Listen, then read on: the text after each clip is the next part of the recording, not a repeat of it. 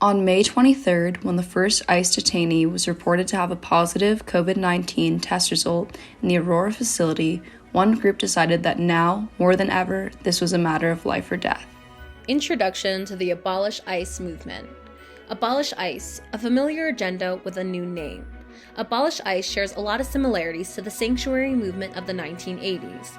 The sanctuary movement was a response to the increase of Salvadorian refugees in the U.S. who were fleeing from human rights violations in Central America.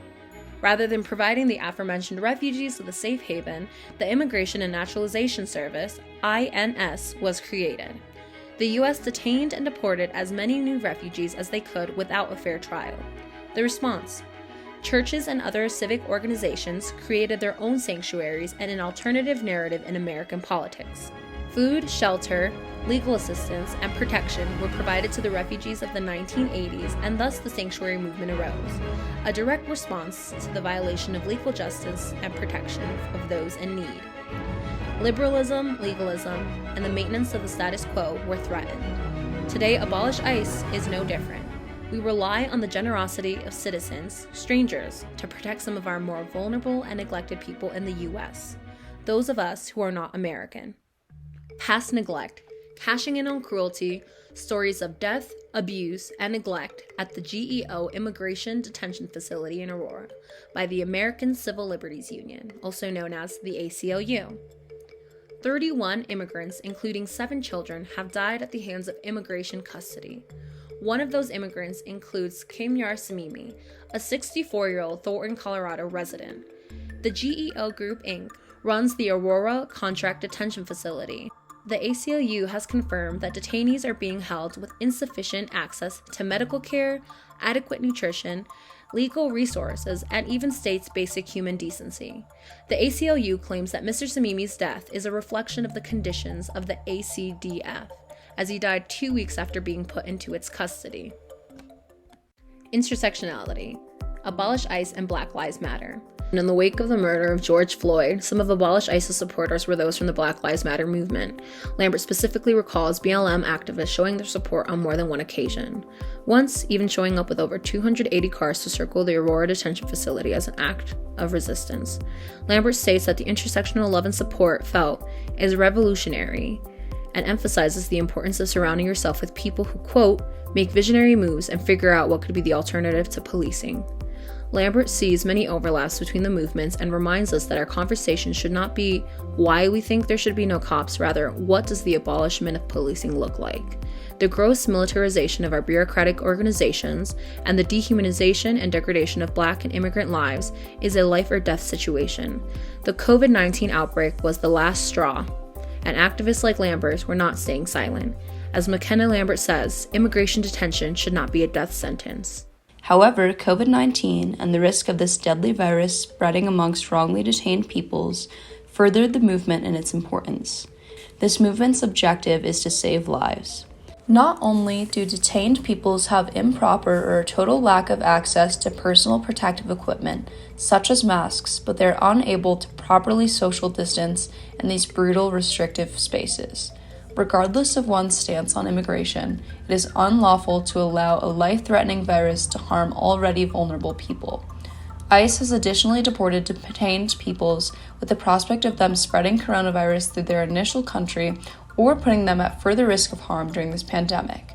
This has even occurred in the States, with immigration and customs enforcement covertly and overtly moving hundreds of detainees inside and outside of the Aurora Detention Center during peaks of this pandemic. McKenna Lambert, a recent University of Colorado Boulder graduate and an immensely intersectional, involved activist, spoke to her experience leading and coexisting in Camp Close the Camps. The main goal of this camp, originally instituted by Abolish ICE Denver, was to model the world you want to live in, according to Lambert. The camp was well organized and adhered to the Center for Disease Control and Prevention's COVID-19 guidelines as closely as possible, with masks, sanitization, and social distancing. This was not only to keep the campers healthy, but to additionally emphasize what proper community care should look like. The goal of the camp was to disrupt the normalization of detaining migrants and treating people as disposable by utilizing surveillance as well as questioning ways of alternative policing. To provide some additional context, Camp Close the Camps modeled what COVID safety should look like as a response to the underreported and neglected outbreak within the Aurora detention facility.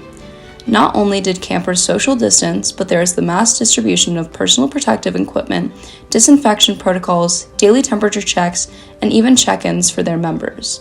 Access needs were one of the many things discussed by camp members at their morning meeting. Access needs were best described as basic needs that need to be taken care of, such as using the bathroom at a nearby business. In the end, in regard to the pandemic's influence on the camp itself, the results were staggering. Hundreds of people came through the camps, but due to the stringent processes put in place by Abolish ICE's horizontal leadership, there were 0 outbreaks within the encampments, yet 11 just amongst the detainees in Aurora as of May 28, 2020. Camp members exemplified Abolish ICE's commitment to alternative care within our communities. We also spoke to McKenna Lambert about future actions and ways to support the movement Camp Close the Camps and the overarching immigration movement. The first of many suggestions she made was to drive around the detention center located in Aurora and see the neglectful conditions detainees are forced into. There are also numerous organizations with offices located around the greater Denver area, such as the Colorado People's Alliance, the Colorado Immigrants' Rights Coalition, Sanctuary for All, amongst many others, which are always looking for more individual involvement.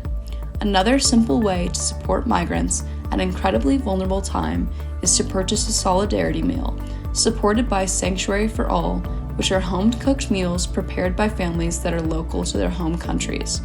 All of the proceeds from this project go directly to the families cooking each week.